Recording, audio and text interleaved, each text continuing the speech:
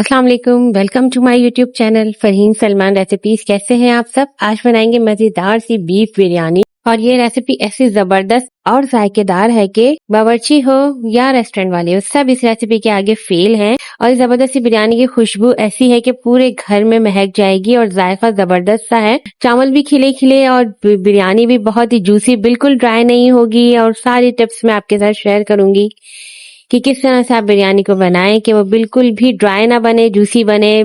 बोटियां जो हैं बिल्कुल मलाई जैसे मुंह में घुल जाएं और आलू में भी बिल्कुल जबरदस्त सा टेस्ट, बिल्कुल वो फीके फीके और अजीब ना लगे। और चावल भी खिले खिले बने, एक साथ जुड़े ना ही खिचड़ी जैसे बने। तो फिर कैसे बनाएंगे बिरयानी और कौन कौन से मसाले डालेंगे और इसका कोरमा बनाते वक्त किन बातों का ख्याल रखें? ये कोरमा बहुत ही जबरदस्त, मजेदार और टेस्टफुल बने। और बिरयानी को दम देते वक्त किन बातों का ख्याल रखा जाए कि बिरयानी जो है नीचे से लगे भी नहीं और चावल भी एकदम खिले खिले से जबरदस्त बने और जुड़े नहीं आपस में, और चावलों में भी एक अच्छा सा टेस्ट और खुशबू हो। और आप मेरे चैनल पे नए हैं तो प्लीज मेरे चैनल को जरूर सब्सक्राइब कर दीजिए। आइए इसको बनाना स्टार्ट करते हैं। बिस्मिल्लाहिर्रहमानिर्रहीम। यहाँ मैंने 3 बड़े साइज की प्याज ली है और उनको इस तरह से बारीक बारीक स्लाइस कर लिया है। ये 1 किलो के करीब बीफ है और मैंने इसमें हड्डी वाला गोश्त लिया है, एक नली भी ली है। साथ ही ये तकरीबन 4 बड़े आलू हैं, जिसमें मैंने 1 टीस्पून के करीब जर्दे का कलर शामिल किया है और हाफ टीस्पून के करीब नमक शामिल करके इसको आधे घंटे के लिए या 20 मिनट के लिए डिप करके रख देंगे जर्दे के कलर वाले पानी में। अब आ जाते हैं कुकिंग की तरफ। एक कुकिंग पॉट में तकरीबन 1 कप के करीब ऑयल शामिल करेंगे, क्योंकि हम पहले इसमें प्याज फ्राई कर रहे हैं इसलिए ज्यादा ऑयल डालेंगे और इसके बाद इसमें से ऑयल निकाल लेंगे। तीनों प्याज स्लाइस करके इसमें शामिल कर दिए हैं। अब इसको हमें गोल्डन ब्राउन करना है, बहुत ज्यादा डार्क ब्राउन नहीं करना है, बिल्कुल गोल्डन ब्राउन करना है। देखिए, सबसे अहम टिप है ये कि जब आप प्याज ब्राउन करते हैं तो इस बात का ख्याल रखें कि प्याज बहुत ज्यादा डार्क ब्राउन ना हो। जैसे ही हल्की हल्की सी ब्राउन होना स्टार्ट हो जाए तो इसको निकाल लीजिए। निकाल लेने के बाद भी इसमें कुकिंग का अमल जारी रहता है, क्योंकि वो गर्म होती है तो उसका कलर हवा लगने से डार्क हो जाता है। तो जैसे ही हल्की ब्राउन हो तो आप फौरन निकाल लीजिए, क्योंकि खाने का सारा टेस्ट का डिपेंड जो है ना प्याज पे है। जरा सा भी ये डार्क हो जाएगी तो पूरा जायका खराब हो जाएगा। अब मैंने इसमें से आधा ऑयल निकाल लिया है और आधा ऑयल पतीली में ही रहने दिया है और फ्लेम अभी मैंने बंद कर दिया है। प्याज मैंने इसमें शामिल की जब ऑयल थोड़ा ठंडा हो गया, और आधी प्याज मैंने अभी शामिल की और आधी मैंने रोक ली है। वो मैं आगे चल के बताऊंगी वो कब शामिल करनी है। अब साथ ही मैंने इसमें जो साबुत गरम मसाले हैं, जिसमें 2 तेजपात के पत्ते हैं, 3 से 4 लौंगे हैं, 3 से 4 काली मिर्चें हैं, 1 दालचीनी का टुकड़ा है, 1 बादियान का फूल है, 1 बड़ी इलायची है और 2 छोटी इलायची है, 1 टीस्पून के करीब जीरा है। अब इन सब चीजों को 2 से 3 मिनट तक अच्छे से भून लेंगे गरम मसाले के साथ। अभी फ्लेम जो है ना थोड़ी हल्की रखेंगे, क्योंकि प्याज ऑलरेडी ब्राउन है। अगर हमने ज्यादा तेज फ्लेम रखी तो हो सकता है प्याज और डार्क हो जाए, तो अभी फ्लेम हल्की रखेंगे। अब हम इसमें अदरक लहसुन का पेस्ट डालेंगे और साथ ही थोड़ा सा पानी, जरा सा यानी 2 से 3 टेबल स्पून पानी शामिल कर देंगे, ताकि इसको भूनने में आसानी रह जाए। अब फ्लेम को थोड़ा मीडियम कर लेंगे और गोश्त को अदरक लहसुन के साथ अच्छे से भूनेंगे कि जो अदरक लहसुन की स्मेल है वो खत्म हो जाए। अब 3 से 4 हरी मिर्चें हैं, ये मैंने इनको अच्छे से पीस लिया है। अब ये भी हम इस गोश्त में शामिल कर देंगे, 2 से 3 मिनट तक भूनेंगे। अब हम इसमें मसाले शामिल करेंगे। मसालों में 2 टेबल स्पून के करीब पिसा हुआ धनिया है, हाफ टी स्पून के करीब देगी लाल मिर्च है, 1 टीस्पून के करीब नमक है, 1 टीस्पून के करीब पिसी हुई लाल मिर्चें हैं, हाफ टी स्पून के करीब हल्दी है, हाफ टी स्पून के करीब पिसा हुआ जीरा है और हाफ टी स्पून के करीब पिसा हुआ गरम मसाला है। अभी हम हाफ टी स्पून डालेंगे और हाफ टी स्पून मैं आपको आगे चल के बताऊंगी कि हम वो कब शामिल करेंगे। अब तमाम मसालों को गोश्त में अच्छे से मिक्स करेंगे और अच्छे से भून लेंगे। मसालों को अच्छे से भून लेने के बाद के ऑयल बिल्कुल अलग हो जाए मसालों से और अच्छी सी खुशबू आने लगे, फिर हम इसमें तकरीबन 4 बड़े साइज के टमाटर, अगर दरमियाने हैं तो 5 ले लें, वरना 4 बड़े टमाटर ले लीजिए और उनको अच्छे से पीस लीजिए थोड़ा सा पानी डाल के, और फिर वो इस गोश्त में शामिल कर दीजिए। अब गोश्त के साथ इन टमाटरों को अच्छे से मिक्स करेंगे और 1 से 2 मिनट तक इसको चलाएंगे और उसके बाद तकरीबन 2 से 2.5 गिलास पानी शामिल करके इसको पकने के लिए रख देंगे, ताकि गोश्त गल जाए। क्योंकि बकरा ईद का गोश्त थोड़ा देर से गलता है तो आप उसी हिसाब से इसमें पानी शामिल करें। और बिरयानी मसाले को आप कुकर में भी बना सकते हैं। मैंने पतीले में बनाया है। तो अब मैंने इसमें तकरीबन 2.5 गिलास के करीब पानी शामिल करा है। कवर करके अब मैं इसको मीडियम फ्लेम पे पकने के लिए रख दूंगी तकरीबन 20 से 25 मिनट तक। और बीच बीच में से मैं इसमें चमचा भी चलाती रहूंगी ताकि ये मसाला लगे नहीं और मुझे आइडिया रहे कि कितना पानी है।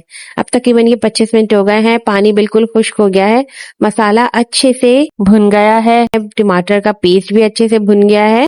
अब इसमें तकरीबन 3 टेबल स्पून के करीब ये बिरयानी मसाला है, ये शामिल करूंगी। अब इस मसाले को भी अच्छे से मिक्स करेंगे, 1 से 2 मिनट तक भूनेंगे। अब ये आलू जो मैंने पहले से जर्दे के कलर में भिगो के रखे हैं, देखिए इन पे हल्का हल्का सा येलो कलर आ गया है। तो अब मैंने ये शामिल कर दिए हैं, इनको भी 2 से 3 मिनट तक मसाले में अच्छे से भूनेंगे। अच्छा, ये मैं थोड़ी सी ½ टीस्पून के करीब कुटी हुई लाल मिर्चें डालना भूल गई थी, तो ये आप मसाले के साथ ही शामिल कर लीजिएगा। अच्छे से मिक्स करेंगे। आप चाहें तो मिर्चें अपने हिसाब से कम या ज्यादा कर सकते हैं। अब 1 कप के करीब दही लेंगे, उसको अच्छे से फेंटेंगे और फिर दही को मसाले में अच्छे से मिक्स करेंगे। अच्छा, अभी आलू कच्चे हैं तो हम क्या करेंगे कि दही को मिक्स करने के बाद इसको बिल्कुल मीडियम दम वाली फ्लेम पे कवर करके रख देंगे। दही अपना पानी रिलीज करेगा जिससे ये आलू गल जाएंगे। चाहें तो बिल्कुल थोड़ा सा यानी आधा कप से कम पानी इसमें डाल दें ताकि आलू गल जाएं। और इसको कवर कर देंगे, फ्लेम को बिल्कुल लो कर देंगे और इसको पकने के लिए तकरीबन 6 से 7 मिनट के लिए दम वाली आंच पे रख देंगे। इसमें दही का पानी भी रिलीज होगा और आलू भी गल जाएंगे। तकरीबन 7 मिनट के बाद ये देखें, ये अच्छे से आलू गल गए हैं और दही का पानी भी अच्छा खासा इसमें ड्राई हो गया है, मसाला भी अच्छा सा भुन गया है और ऑयल जो है वो बिल्कुल से ऊपर आ गया है। और ये आलू देखें, ये आलू बिल्कुल से गल गया है। मैं आपको एक कट करके दिखाती हूँ, बिल्कुल आराम से ये गल गया है। अब देखिए, मसाले में आलू डालने से ये फायदा होता है कि सारा मसाले का टेस्ट जो है ना वो आलू में आ जाएगा उसका। इससे जो है ना आलू फीका फीका अंदर से नहीं लगेगा, बल्कि बहुत ही मजेदार और जूसी यम्मी सा लगेगा। अब ये मसाला रेडी है। मसाले को बिल्कुल ड्राई नहीं करना है, थोड़ा सा लिक्विड ही रखना है। अब आ जाते हैं नेक्स्ट स्टेप की तरफ। ये 1 किलो बासमती चावल हैं जिनको मैंने 25 मिनट पहले नीम गर्म पानी में भिगो लिया है। चावल बॉईल करने के लिए एक बड़े पतीले में मैंने चावलों से 2 गुना ज़्यादा पानी लिया है और उसमें कुछ गरम मसाले, जिसमें 1 तेज़पात का पत्ता है, ½ टीस्पून के करीब ज़ीरा है, साबुत ज़ीरा, 1 छोटी इलायची है, 1 बड़ी इलायची है, 2 से 3 लौंग हैं और 2 से 3 काली मिर्चें हैं, 2 से 3 हरी मिर्चें हैं और थोड़ा सा हरा धनिया पुदीना को मैंने कट करके वो शामिल किया है। अब इसको अच्छे से बॉयल आने तक इसको बॉयल करेंगे और साथ ही तकरीबन 12 से 13 टेबल स्पून के करीब मैंने ये नमक शामिल किया है। क्योंकि पानी ज़्यादा है इसलिए नमक भी ज़्यादा जाएगा। जैसे ही पानी में अच्छा सा बॉयल आ जाएगा, हम इसमें जो चावल भिगो के रखे थे वो शामिल कर देंगे। अब चावलों को अच्छे से मिक्स कर लेंगे और उनको तकरीबन 70% तक हम इसमें कुक करेंगे, यानी इसकी 2 कनी रह जाए। इसका मतलब ये है कि जब आप चावल को तोड़ें तो उसके 2 टुकड़े हो जाएं। ठीक है, इसको सिर्फ इतना ही बॉयल करना है, यानी 6 मिनट तक हमें इसे बॉयल करना है और फिर इसको छान लेना है।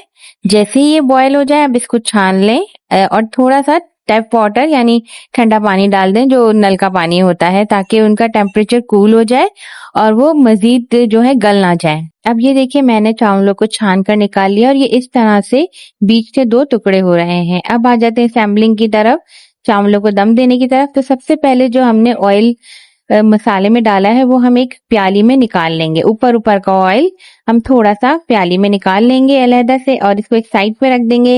ये मैं आपको आगे चल के बताती हूँ कि हमें ये कब यूज करना है। अब एक मिक्सिंग बोल लेंगे, उसमें तकरीबन 4 टेबल स्पून के करीब प्लेन दही लेंगे, उसमें तकरीबन 4 से 5 आलू बुखारा डालेंगे, एक बड़े साइज का टमाटर को स्लाइस करके ऐड करेंगे, थोड़ा सा हरा धनिया पुदीना डालेंगे बारीक कट करके, 5 से 6 हरी मिर्ची डालेंगे और तकरीबन 1/4 टीस्पून के करीब चाट मसाला डालेंगे और इन सब चीजों को बहुत अच्छे से मिक्स कर लेंगे।